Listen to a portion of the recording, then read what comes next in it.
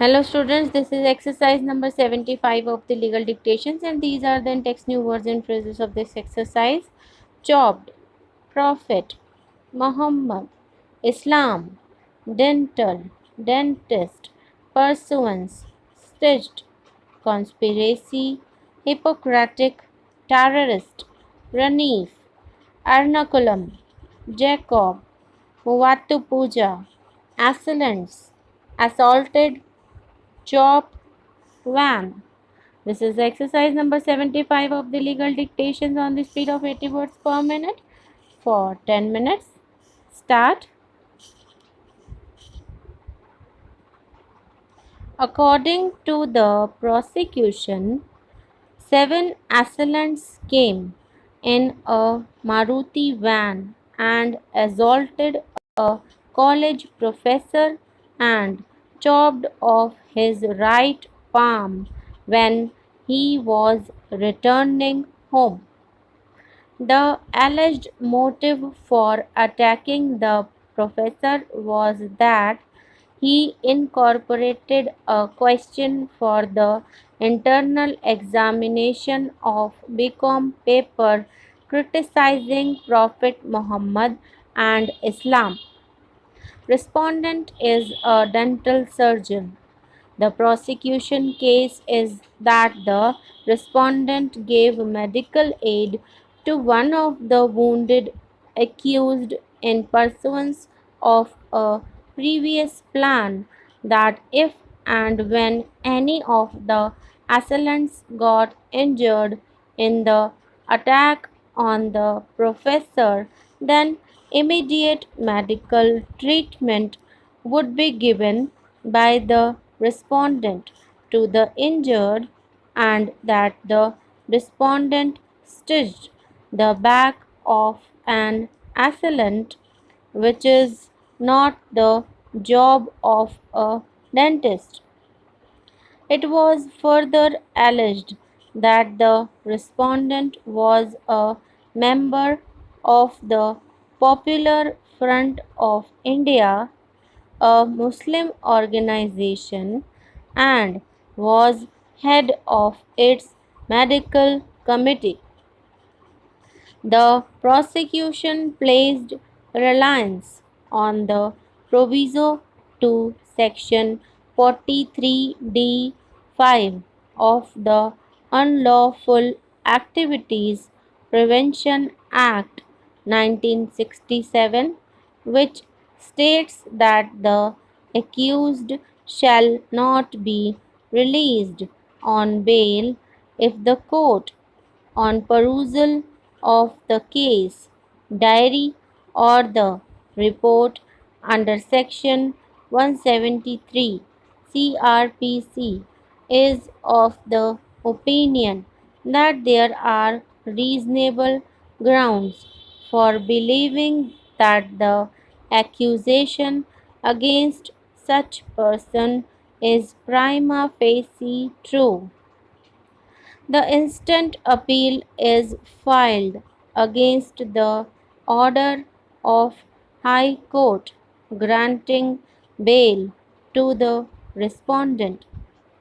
Dismissing the appeal, the court held in the instant case, this court is only considering the bail matter and not deciding whether the respondent is guilty or not.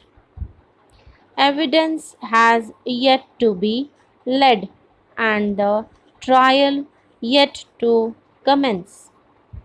Hence, the prosecution is yet to establish by proof beyond reasonable doubt that the respondent was part of a conspiracy which led to the attack on the professor.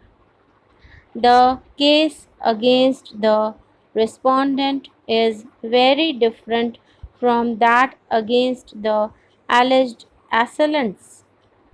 There is no allegation that the respondent was one of the assailants. there is no prima facie proof that the respondent was involved in the crime.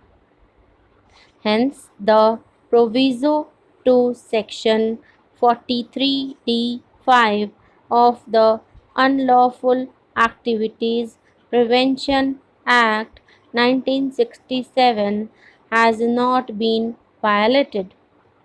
The respondent, being a doctor, was under the Hippocratic oath to attempt to heal a patient, just as it is the duty of a lawyer to defend an accused, so also it is the duty of a doctor to heal.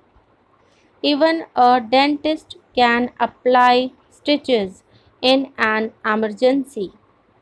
Prima facie, the only offence that can be levelled against the respondent is that under Section 202 IPC, that is, of omitting to give information of the crime to the police, and this offence has also to be proved beyond reasonable doubt.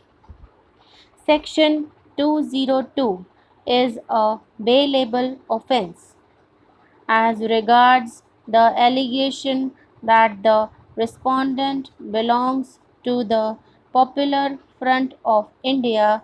There is no evidence as yet to prove that the PFI is a terrorist organization, and hence the respondent cannot be penalized merely for belonging to the PFI.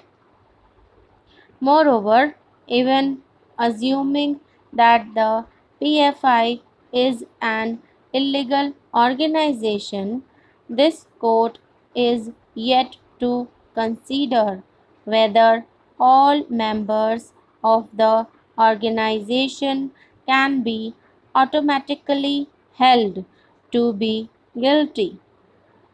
In deciding bail applications, an important factor which should certainly be taken into consideration by the court is the delay in concluding the trial. Often the trial takes several years, and if the accused is denied bail but is ultimately acquitted, Article 21 of the Constitution, which is the most basic of all the fundamental rights in our Constitution, would be violated. Of course, this is not the only factor, but it is certainly one of the important factors in deciding whether to grant bail.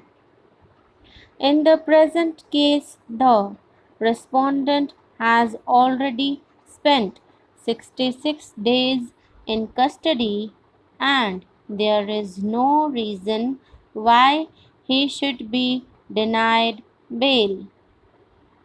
The appellant has filed his appeal challenging the impugned order of the Kerala High Court dated 17th September 2010, granting bail to the respondent, Dr. Raneep, who is a medical practitioner dentist in Ernakulam district in Kerala and is accused in crime number 704 of 2010 of Police Station Muvattupuza for offences under various provisions of the IPC, the Explosive Substances Act, and the Unlawful Activities Prevention Act.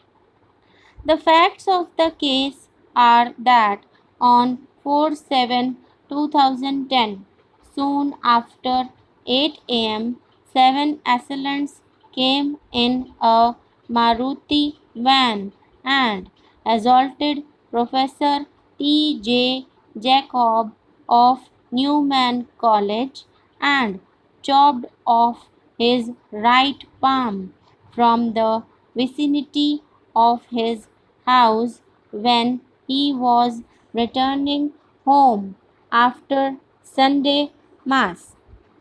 The role attributed to the respondent is that he treated injured assailants.